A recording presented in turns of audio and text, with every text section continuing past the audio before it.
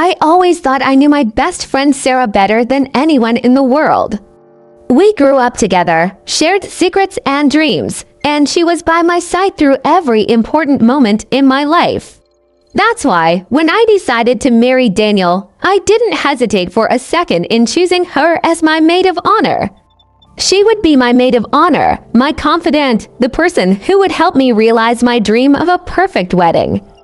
During the months of preparation, Sarah was always there. She accompanied me too. Chose my dress, helped with the floral arrangements, organized my bachelorette party, and seemed as excited as I was about the whole process. I remember how she smiled when we discussed the details, how her eyes lit up when I showed her photos of the ceremony venue, how she told me Daniel was a lucky man to have won me over. But now, looking back, I realized there were signs I simply chose to ignore. Little things that seemed insignificant at the time, how she always changed the subject when I talked about the future with Daniel, or how she avoided being alone with him and me at the same time. There was something in her eyes when she looked at my fiancé, an intensity I interpreted as admiration for our happiness, but now understand was something else entirely. The wedding day dawned perfect. The sun was shining, there wasn't a cloud in the sky, and I felt like a princess from a fairy tale. I woke up early, excited and happy, imagining what it would be like to walk down the aisle and see Daniel's face waiting for me. Sarah arrived at the hotel where we were getting ready even earlier than I'd requested, carrying coffee and fresh croissants for all the bridesmaids. She looked radiant, more beautiful than ever, and I remember thinking how lucky I was to have such a special friend by my side on the most important day of my life. We spent the entire morning getting ready together. She helped me style my hair, held my dress while I stepped into it, and adjusted my veil one last time before we left for the church. Throughout, Sarah was chatty and cheerful, telling jokes to ease my anxiety and assuring me that everything would be perfect. She seemed so genuinely happy for me that I never could have imagined what I was about to discover. We arrived at the church an hour early, as planned. The other bridesmaids took their places, the guests began arriving, and the music began playing softly. I was in the church's annex room, putting the finishing touches on my look, when I noticed Sarah was missing. At first, I wasn't too concerned, figuring she'd gone to the bathroom or was helping with some last-minute detail. But when it was time for the procession to begin and she didn't show up, I started to get anxious. The other bridesmaids didn't know where she was either. I sent one of the girls around the church building to look for her, but she returned saying Sarah was nowhere to be found. My heart started racing, not so much with worrying as with confusion. Why would my best friend disappear just when I needed her most? It was then that one of the bridesmaids found an envelope discreetly tucked under my bouquet. My name was written in Sarah's unmistakable handwriting on the front. With my hands trembling slightly, I opened the envelope and removed a folded sheet of paper. What I read in that moment changed everything. Not just my day, but my entire life and everything I thought I knew about the people closest to me. The letter began with the words that still echo in my mind. Dear Emma, I'm sorry for doing this on your wedding day, but I can't live with this secret anymore. My heart sank. My hands began to shake so badly I could barely continue reading, but I needed to know what Sarah had to tell me that was so important that she disappeared from my wedding. The letter continued, Daniel and I have been having an affair for 8 months. It started out as something minor, but it has turned into something neither of us can control. I've tried to break it off several times, especially when you got engaged, but I couldn't. He tried to, but we always came back to each other.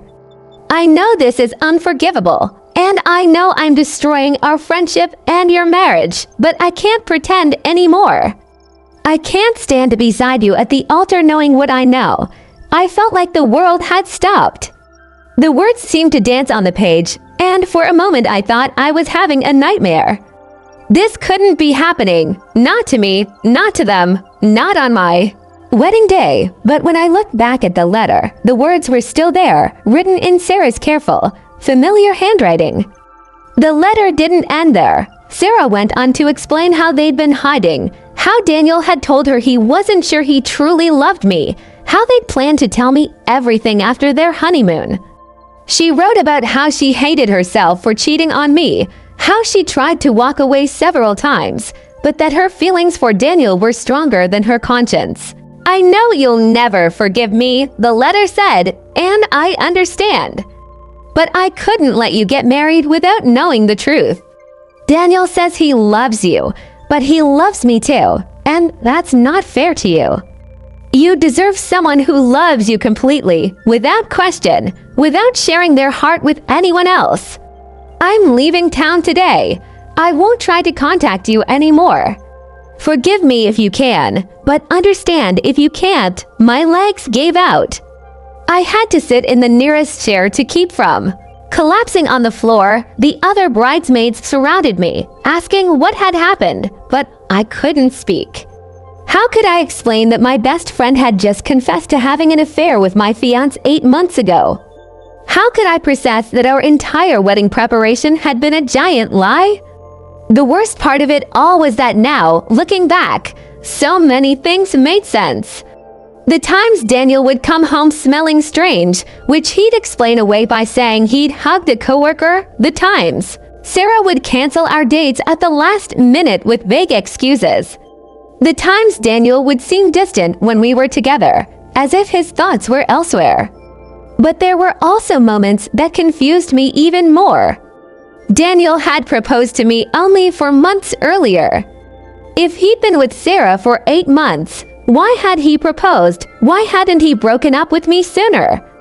And Sarah, how could she have helped me choose my wedding dress, accompanied me to cake and flower tastings, knowing she was sleeping with my fiancé? One of the bridesmaids finally got me to talk, and when I told her what was in the letter, the room fell completely silent. No one knew what to say, no one knew how to react.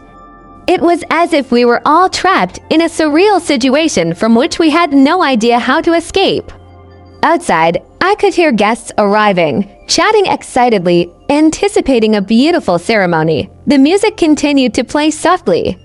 The minister was probably getting ready to begin, and Daniel, my fiancé, my future husband, the man I thought I knew better than anyone, was on the other side of the church waiting for me to exchange vows of eternal love and fidelity. What was I to do now? How was I going to confront Daniel in front of 200 people? How was I going to explain to my family, to the guests, to everyone who had traveled to be with us, that the wedding wasn't going to happen because my best friend had been sleeping with my fiancé for 8 months? I decided I needed to speak too. Daniel, before making any decisions, I asked one of the bridesmaids to discreetly pick him up, saying I urgently needed to see him. A few minutes later, Daniel appeared at the door of my room, smiling, handsome in his tuxedo, completely oblivious to what was about to happen. "What's wrong, love? Are you nervous?" "You look beautiful," he said, trying to kiss me. I pulled away and held out the letter to him. "You need to read this," I said, my voice calmer than I thought it would be. I saw Daniel's face change as he read the letter. The color drained from his face. His hands began to tremble, and when he finished reading, he simply stood there holding the paper, unable to look me in the eye. "Is it true?" I asked, although I already knew the answer from his expression. Daniel tried several times before he could form a complete sentence. "Emma, it wasn't supposed to happen like this. I was going to tell you after the honeymoon. Sarah and we tried to stop several times, but..." "How long has it been?" I interrupted. 8 months, he admitted, confirming what Sarah had written. "So you were with her when you proposed to me?" Daniel nodded, unable to lie at that moment. "But I love you, Emma. I really do. What I feel for Sarah is different. Are you kidding me?" I exploded, finally losing the composure I'd been trying to maintain. "You're telling me you love me, but you've been sleeping with my best friend for 8 months. You're telling me you proposed to me.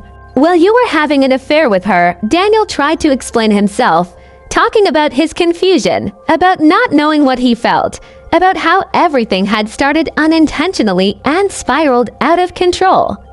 But every word he said only hurt me more.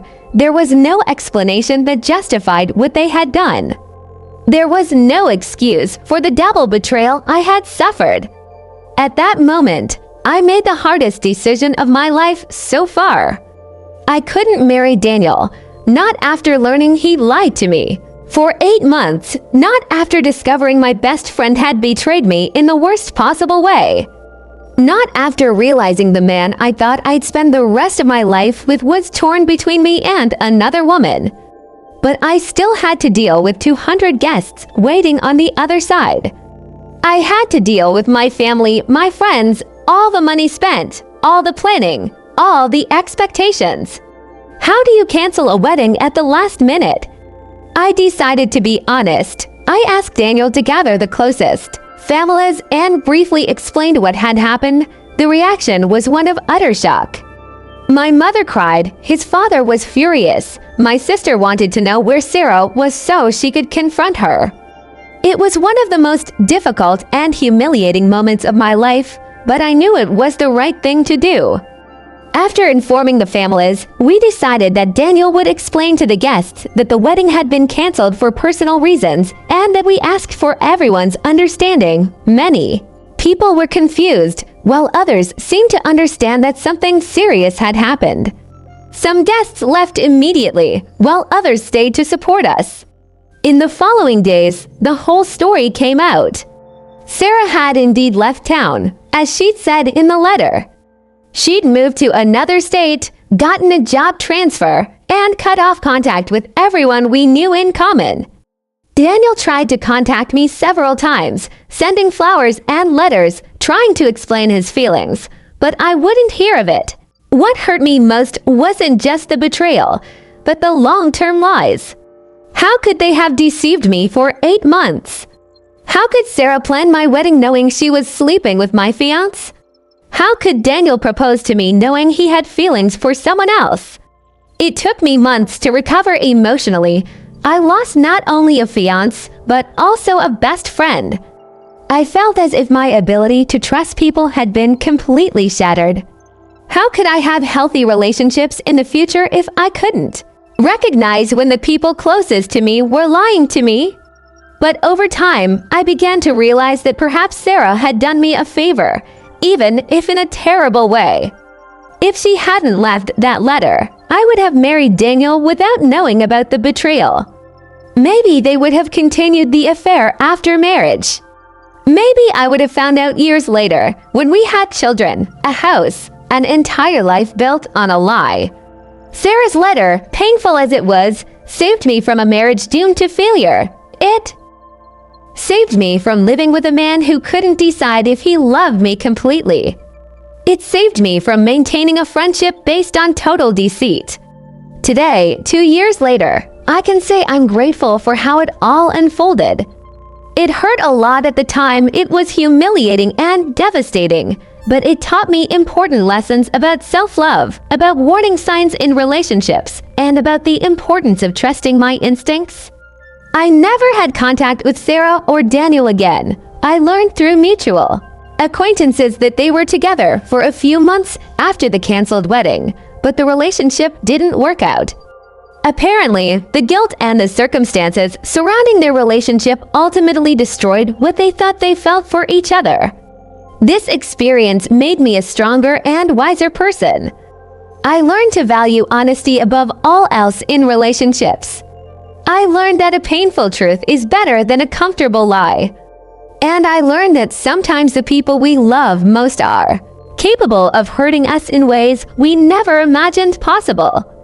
If I were talking to someone who's been through something similar, I'd say the pain passes, the feeling of betrayal lessens with time. And sometimes, what seems like the worst thing that could happen in our lives ends up being the best thing that could have happened for our future. That's exactly what happened to me.